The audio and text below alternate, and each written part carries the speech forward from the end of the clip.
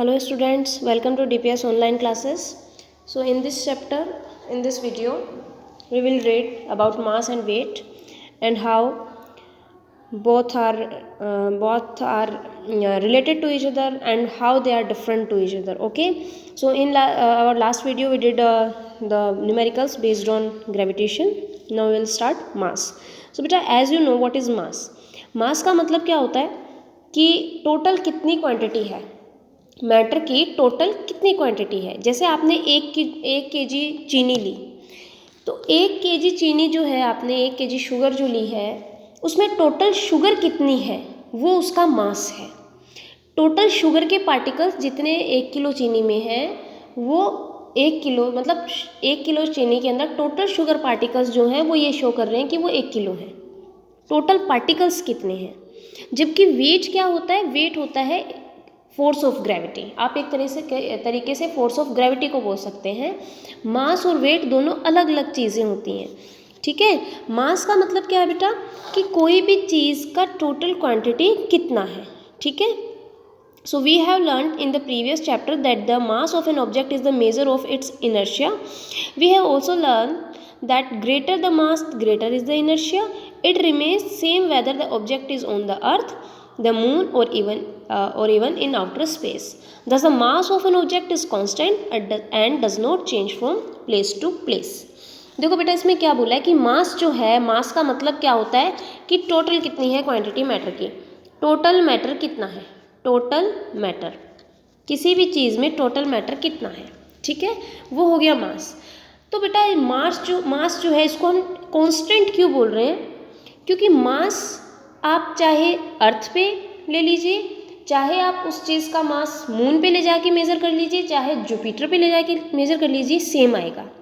अगर 1 किलो चीनी अर्थ पे 1 किलो है तो मून पे भी वो 1 किलो ही रहेगी और जुपिटर पे भी 1 किलो रहेगी। कहीं भी चले जाइए 1 किलो रहेगी। और कब तक 1 किलो रहेगी, जब तक या तो आप उसमें कुछ एक्स्ट्रा ऐड नहीं कर देते या आप उसमें से कुछ एक्स्ट्रा निकाल नहीं लेते, ठीक है, तब तक वो उतनी ही रहनी है। क्योंकि टोटल मैटर कितना है। अब भाई 1 किलो चीनी है, वो अर्थ में भी इतनी थी, अब उसमें पार्टिकल्स जितने थे उतने ही आप ऐसे कैसे अगर उठा के लेके जाएंगे मून के ऊपर, तो मून पे भी वो ऐसी इतनी ही रहनी है, ठीक है। तो मास क्या है, मास कभी भी चेंज नहीं होता, हमेशा हर जगह सेम रहता है, ये याद रखना। क्वेश्चन में अगर आपसे पूछा जाए कि अर्थ पे इतने किलो की चीज़ है तो मून पे ये कितने की हो जाएगी, तो मून पे भी वो 1 किलो ही रहेगी। अगर मान लीजिए आपसे बोला कि 500 ग्राम की मान लीजिए 500 ग्राम की कोई बॉल है, मान के चलिए 500 ग्राम की कोई बॉल है, तो मून पे वो कितने की होगी। तो अगर वो अर्थ पे 500 ग्राम की है तो मून पे भी 500 ग्राम की होगी। भाई हमने उसमें कुछ एक्स्ट्रा ऐड थोड़ी किया, या हमने उसमें से कुछ एक्स्ट्रा निकाला थोड़ी, जैसी वो अर्थ पे थी वैसे की वैसी उठा के हम उसको मून पे ले गए, ठीक है। तो मास एक कांस्टेंट होता है, ये प्लेस टू प्लेस चेंज नहीं होता। अब हम पढ़ेंगे वेट क्या होता है। तो देखो बेटा, वेट का मतलब क्या है, वेट एक वो अट्रैक्टिव फोर्स है जिससे जो किसी भी बॉडी पे लगता है, ठीक है। अर्थ किसी भी बॉडी पे जो अट्रैक्शन फोर्स लगाती है ताकि वो बॉडी अर्थ की सरफेस पे रहे, उस फोर्स को हम वेट बोलते हैं। मान लीजिए कि जैसे आप 45 kg के, मान लीजिए 50 kg के हैं, तो 50 kg आपका मास है। आपका जो वेट है वो कितना क्या होगा, आप पे अर्थ कितना फोर्स लगा रही है ताकि आप अर्थ पे रहें, ठीक है। We know that the earth attracts every object with a certain force and this force depend on the mass of the object. देखो बेटे, अर्थ जो है वो किसी भी चीज़ पे एक फोर्स लगाती है, और हमेशा याद रखना ये जो फोर्स है ये मास पे डिपेंड करता है। आप देख लीजिए यहाँ लिखा हुआ है F = m × a। m का मतलब क्या होता है, मास। इसका मतलब क्या है, फोर्स मास पे डिपेंड कर रहा है, ठीक है। आगे क्या लिखा है, of the object and acceleration due to gravity, और जी पे डिपेंड करता है कि कितना एक्सेलरेशन प्रोड्यूस है। The weight of an object is the force with which it attract toward the earth. तो वेट क्या है बेटा, यहाँ से वेट की डेफिनेशन निकल के आ रही है। वेट क्या है, the weight of an object is the force with which it attract toward the earth. Weight वो फोर्स है जिससे ये अर्थ की तरफ अट्रैक्ट होता है। किसी भी चीज़ का वेट क्या है, जैसे मान लीजिए मेरा वेट क्या होगा, मेरा वेट वो फोर्स है जिससे मैं अर्थ की तरफ खिंची हुई हूँ, ठीक है। सो F = ma होता है। ए की जगह हम जी लिख सकते हैं, so F is equals to mg। अब हमें पता है the force of attraction of earth on an object is known as weight of object. भाई अर्थ जितने फोर्स से किसी भी चीज़ को खींच रही है वही वेट है। अब अर्थ किसी चीज़ को खींचती है, वो फोर्स कौन सा होता है? फोर्स ऑफ ग्रेविटी, और उसी को हम वेट भी बोल रहे हैं, तो फोर्स ऑफ ग्रेविटी और वेट बराबर हो गए। तो हम F की जगह W भी लिख सकते हैं, किस केस में? जब ग्रेविटेशन की बात हो। So W is equals to mg। ठीक है, तो ये फॉर्मूला हो गया वेट निकालने का। तो ये फोर्स भी, फोर्स ऑफ ग्रेविटी को ही हम वेट बोलते हैं, फोर्स ऑफ ग्रेविटी को ही वेट बोलते हैं। ठीक है, as the weight of an object is the force with which it attract toward the earth, the SI unit of earth is same as the force. क्योंकि बेटा हमने वेट फोर्स को बोला, मतलब फोर्स ही वेट है, तो फोर्स की unit Newton होती है, तो फोर्स की जो यूनिट है वो न्यूटन है, तो वेट की यूनिट भी क्या हो जाएगी? न्यूटन। ठीक है, ऐसा यूनिट वेट की कितनी होती है? Newton. The weight of is a force acting vertically downward. हमेशा याद रखना वेट की डायरेक्शन कौन सी होती है? ये नीचे की तरफ। ठीक है, वेट हमेशा नीचे की तरफ आता है। It has both magnitude and direction. Direction है ना, नीचे की तरफ लग रहा है, तो ये एक वेक्टर क्वांटिटी है, डायरेक्शन है इसकी। We have learn that the value of g is constant at a given place. अब बेटा आपको ये पता है जी की वैल्यू जो है वो कॉन्स्टेंट होती है। अर्थ सरफेस पे कांस्टेंट है, बाकी ये डिपेंड करता है डेप्थ और हाइट। जैसे जैसे आप ऊपर जाएंगे जी की वैल्यू घटेगी, और जैसे जैसे आप अर्थ के नीचे आएंगे, अर्थ की सरफेस से नीचे जाएंगे, वैसे भी जी की वैल्यू घटेगी। ठीक है, और अगर हम इक्वेटर से पोल की तरफ जाते हैं तो जी की वैल्यू बढ़ेगी। इट मीन्स जी की वैल्यू एक पर्टिकुलर टाइम तक, तो एक पर्टिकुलर प्लेस तक तो सीमित फिक्स है, कांस्टेंट है, लेकिन जगह जगह पे ये ऊंचाई नीचाई या फिर इक्वेटर टू पोल पे चेंज हो जाती है।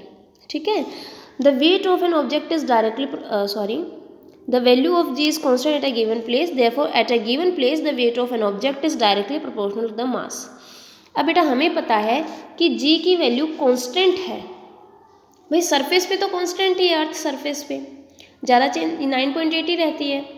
तो अगर ये कांस्टेंट है, ये कभी चेंज नहीं होगा, तो हम मान सकते हैं f is directly proportional to m। इसका मतलब क्या है? f या फिर w is directly proportional to m। इसका मतलब है अगर m बढ़ेगा तो w भी बढ़ेगा, और m घटेगा तो w भी घटेगा। ठीक है, so it is due to reason that at a given place we can use the weight of an object remain the same everywhere, that is on the earth and on any planet, whereas its weight depend on its location because g depend on location। देखो बेटा w जो है वो अगर g constant है उस time तो w की वैल्यू सेम रहेगी, लेकिन जैसे जैसे g घटेगा, क्योंकि w जो डायरेक्टली प्रोपोर्शनल g के भी तो डायरेक्टली प्रोपोर्शनल है, तो अगर g की वैल्यू घट रही है तो w की वैल्यू भी घटेगी, और g की वैल्यू बढ़ रही है तो W की वैल्यू भी बढ़ेगी। ये याद रखना आप, इसीलिए जब हम पोल्स पे जाते हैं तो हमारा वेट बढ़ जाता है। ठीक है, weight of an object on the moon. अब बेटा मून जो है, मून पे हम निकालेंगे कि कैसे मून पे कितना ऑब्जेक्ट का वेट रहता है। We have learn that the weight of an object on the earth is the force with which the earth attract the object. भाई हमने पढ़ा कि वेट क्या है? फोर्स ऑफ ग्रेविटी ही है। In the same way the weight of an object on the moon is the force with which the moon attract. अब बेटा wait का मतलब क्या है? कि अर्थ खींच रही है। अगर हम वेट मून पे निकालें तो क्या कहेंगे? कि मून खींच रहा है। मून जिस फोर्स से बॉडी को खींच रहा है वो मून के ऊपर वेट है। The mass of the moon is less than that of the earth. लेकिन बेटा मास जो है मून का वो अर्थ से कम है। Due to this the moon exert lesser force of attraction on object. अब बेटा मास अगर कम होगा, भाई हमें पता है F is directly proportional to m and W is directly proportional to m। अगर मास मून का कम है तो सीधी सी बात है, आप जब मून पे जाएंगे तो आपका वेट कम हो जाएगा, क्योंकि ग्रेविटेशनल फोर्स कम है मून पे, क्योंकि मून छोटा है। मून का मास कम है तो ग्रेविटेशनल फोर्स कम है। ठीक है, सो मास अगर कम है तो वेट भी कम होगा। ठीक है, मास अगर कम है तो फोर्स भी कम होगा, लेकिन मास सेम रहता है। आप अगर अर्थ से किसी बॉडी को मून के ऊपर लेके जा रहे हैं तो उसका मास उतना ही रहेगा। वेट अगर आप अर्थ से मून पे जा रहे हैं तो मान लीजिए यहाँ आपका वेट 70 किलो है, तो मून पे वो कम हो जाएगा 1/6 से। ठीक है, 70 किलो नहीं आएगा, वो कम हो जाएगा मून पे ऑटोमेटिकली, क्योंकि मून पे जाने के बाद वेट कम हो जाता है। ठीक है, so let the mass of an object be m। जैसे मान लीजिए आप मून पे गए तो आपका मास m है। Let's its weight on the moon be wm। और आपका वेट जो है, जैसे आपका मास तो है, जैसे मान लीजिए आप मून के ऊपर गए तो आपका मास m है और आपका वेट है wm।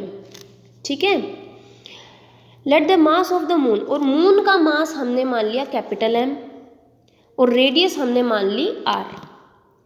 तो फॉर्मूला क्या होगा भाई, फोर्स का फॉर्मूला, ग्रेविटेशनल फोर्स का फॉर्मूला क्या होता है, F is equals to G m1 m2 upon r square, यही पढ़ा है।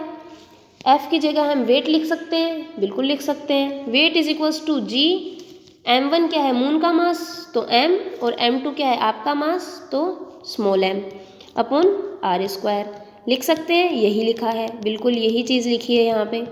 ठीक है, let the weight of the same object on the earth B.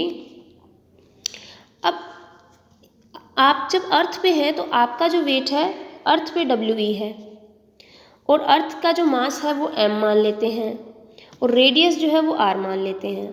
तो देखिए इक्वेशन फर्स्ट कि जैसे ही हम इक्वेशन सेकंड लिखेंगे, WE is equals to G m into M upon r square, दोनों को ऐड कर देते हैं। दोनों को ऐड करके हम दोनों की इक्वेशंस लिखेंगे।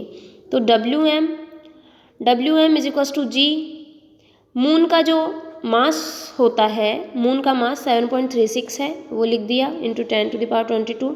और हमें हमारा मास पता नहीं है मून के ऊपर, ठीक है। और r जो है इसकी ये दे रखी है, तो इसका स्क्वायर कर दिया। क्लियर, जब हमने पूरी इसको सॉल्व किया तो आंसर आया ये। m हमें निकालना है तो m ऐसे का ऐसे रखेंगे। ऐसे ही जब हम e का करेंगे सेम इसी वे में तो आएगा ये। अब दोनों को डिवाइड करेंगे तो WM अपॉन WE, ऊपर इसकी वैल्यू रखी, नीचे इसकी वैल्यू रखी, m से m कैंसिल हो गया है। ठीक है, तो WM और WE में कितने का रेशो है, 1/6 का। इट मीन्स जो अर्थ है वो मून की 6 गुना बड़ी है मून से। So weight of the object on moon, ये वाला रिलेशन आया। अगर हम मून के ऊपर वेट निकालें तो हम उधर ले जाएंगे तो ये हो जाएगा 1/6 into wait of the earth. It means आपका जो अर्थ पे वेट है वो 6 से डिवाइड हो जाएगा।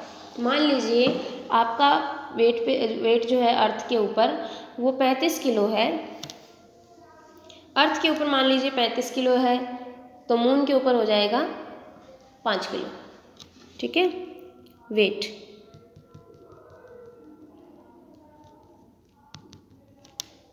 ओके, ये एग्जाम्पल है। जैसे मास है, mass of an object is 10 kg, what is the weight. देखो किसी भी ऑब्जेक्ट का जो मास है वो 10 kg दे रखा है बेटा आपको, तो मास लिख लिया 10 kg।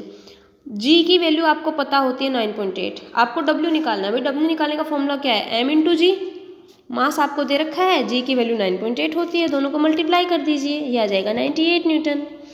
ठीक है, बहुत ईजी है ना।